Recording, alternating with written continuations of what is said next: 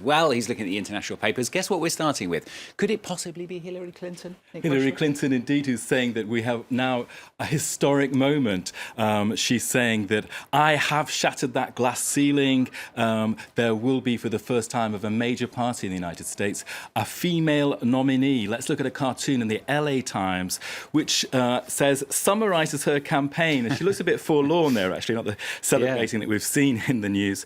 And there, the T-shirt says, number one, I am a woman. Number two, I am not Stone Age man, which is the photo of, you guessed it, Donald Trump. Now, the LA Times is saying it is very much a strong supporter of Clinton. They say that Trump is nothing but a loudmouth huckster. Let's go to the editorial board of the New York Times and their verdict on Hillary Clinton. It's saying that, yes, she is celebrating now a triumph, and that, in fact, opens the door, Stuart, to female leadership in every sphere. Now, the burden, we can see there in the headline, is really she now has to convince American voters that the ones who don't trust her, that she is the person for the job. So the whole question of those emails and various other issues are very much to the fore in her campaign. So the New York Times commenting, as all the papers are out there, what we've got now is a 5-month slog, haven't we, before the November vote itself. Yeah, exactly. I was just checking your figures, actually. It's 5 months, isn't it? I was thinking it's a lot shorter than that. It's likely to be a very nasty fight, though, isn't it? The first Tuesday of November, and Politico is saying that in terms of this whole drag-out punching match that they can basically club each other at will now, can't they? It's saying that what we've got is Trump already vowing that he's going to step up attacks. He says he wants to condemn the Clintons for their efforts to turn the art of politics into the art of personal enrichment. I'm sure the blows below the belt will be much lower than that. Just about Trump himself, let's go to the New Jersey Journal, which is looking about the whole furore about Trump's comments about a Hispanic judge. This judge, in fact, is called Gonzalo Curiel, and he's presiding over a lawsuit concerning Trump University. And there you can see the headline, Trump flayed in 11 political cartoons over the Mexican judge comments. And what do we see? Donald Trump actually building a wall around that judge in the courtroom. So we are heading for a massive, horrendous, for some, slanging match now, aren't we, over the next 5 months.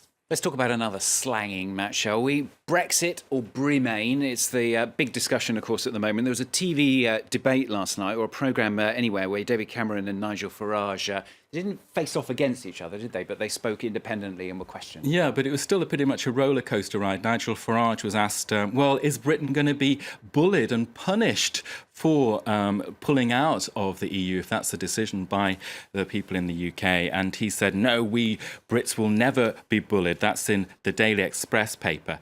Cameron, still in that paper, is saying that, yes, well, do EU institutions need reform? Yes.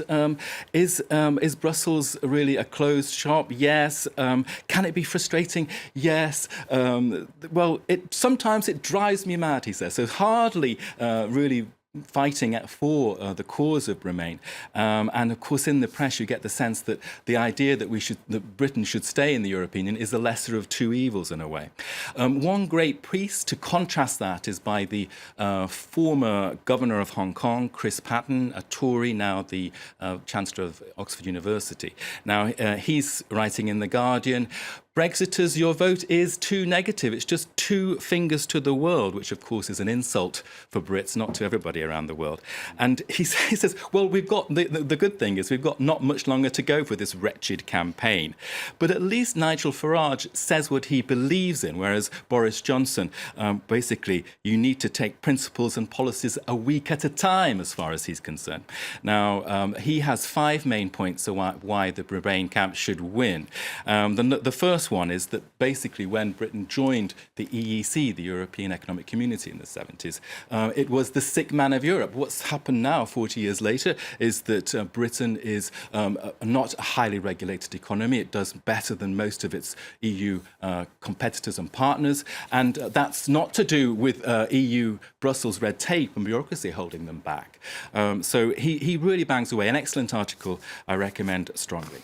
And Nick, very, very briefly, celebrity news on France 24. Well, with that Trump twist, of course, Meryl Streep has made a lot of the buzz in lots of the papers, including the Irish Independent. But I chose this piece from Vanity Fair with Meryl Streep out at a Shakespeare in the Park gala on Monday evening and doing a lampooning of none other than the Donald and the orange paint and the blonde wig and the look. I mean, isn't that just totally incredible? Very, very funny. All right, Nick. Thank you very much. Nick Rushworth of the Press Review. Just before we go this half hour, just going to bring you some quick breaking news we've got coming into us. An Egyptian passenger plane en route from Cairo to Beijing has made an emergency landing in Uzbekistan due to a bomb threat. And we've just heard as well that all 118 passengers and 17 crew of that Egyptian passenger plane have been safely evacuated from that plane in Uzbekistan. So that's just coming into us at France 24.